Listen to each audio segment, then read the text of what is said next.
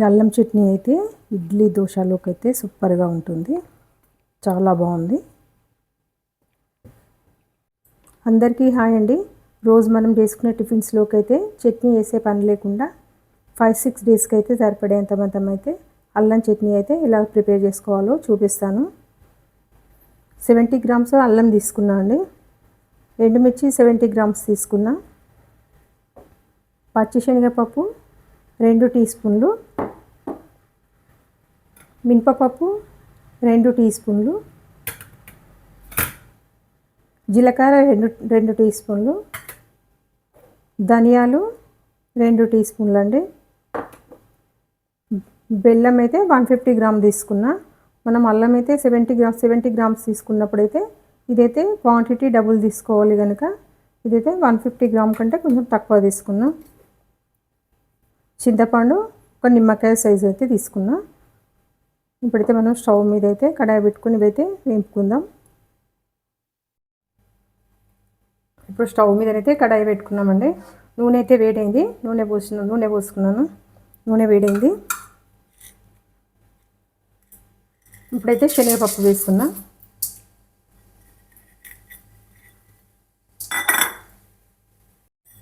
మినపప్పు,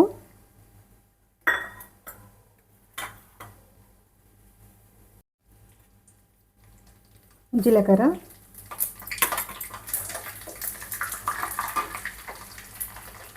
ధనియాలు కూడా వేసుకోవాలండి. ఇదైతే కొంచెం గోలనిద్దాం. అల్లం వేసుకుంటున్నాం.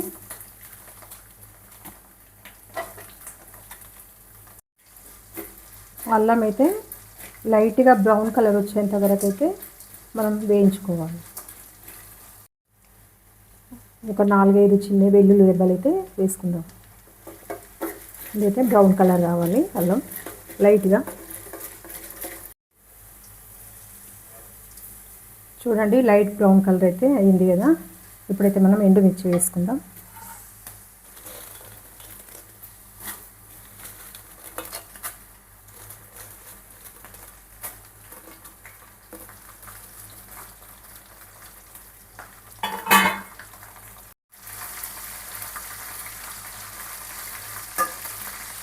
ఎండుమిర్చి అయితే మాడనివ్వద్దండి, సిమ్లో పెట్టుకోవాలి స్టవ్.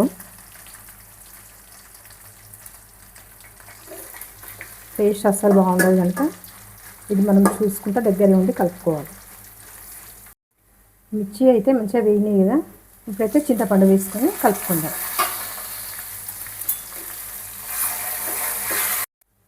లైట్గా అయితే పసుపు వేసుకుందాం.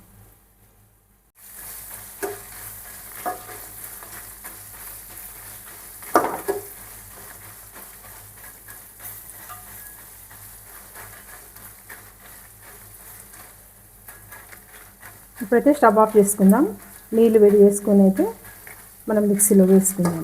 చల్లారిన తర్వాత అయితే మిక్సీలో వేసుకుందాం.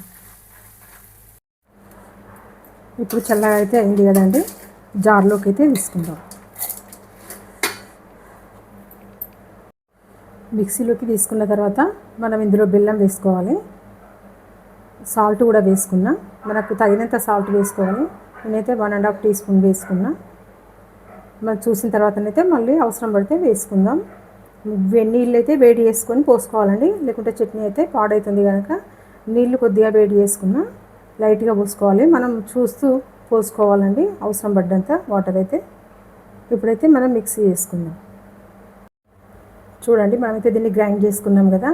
ఇప్పుడైతే తాలింపు పెట్టుకుందాం. తాలింపు కోసం అయితే ఎక్కువ నూనె వేసుకోవాల్సిన అవసరం లేదండి, మనం ముందే ఎక్కువ వేసుకున్నాం కనుక.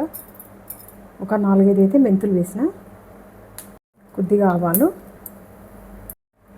జీలకర్ర కొద్దిగా వేస్తాను, కరివేపాకు, లైట్గా అయితే పసుపు, ఒక చిటికెడు కూడా కాదండి.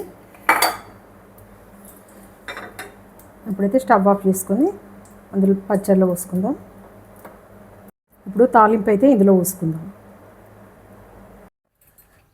తాలింపు అయితే వేసుకున్నాం కదా, ఈ విధంగా కలుపుకోవాలండి.